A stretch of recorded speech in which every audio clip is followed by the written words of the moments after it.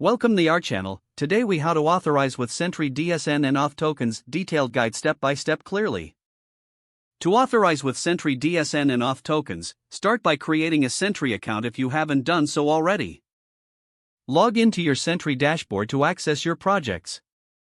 Select the project you want to work with. In the project settings, locate the Client Keys section.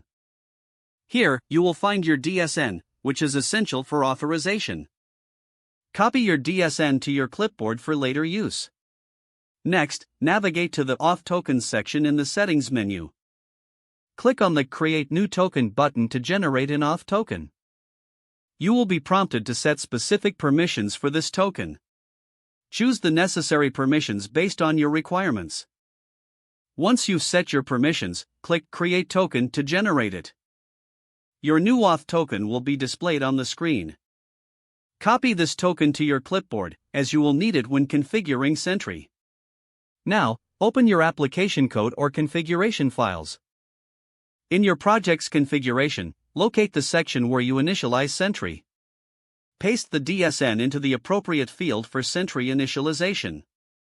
For the auth token, place it in the designated spot in your configuration.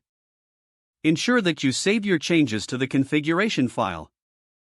Once you've saved the file, restart your application to apply the changes.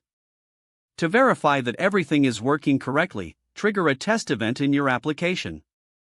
Check your Sentry dashboard to confirm that the event appears as expected. If you see the test event, your authorization setup is successful. If not, double-check your DSN and auth token for any errors. Once you have confirmed your setup, you're ready to start monitoring your applications. If the page does not load, refresh the browser or try again in a private or incognito window. Make sure you are using the correct email address, then retype it carefully to avoid small typos. If your password is not accepted, use the reset option and create a new strong password you can remember. Check your spam folder for verification or security emails, then complete any requested confirmation steps. Don't forget to like this video and subscribe to our channel for more step-by-step tech guides.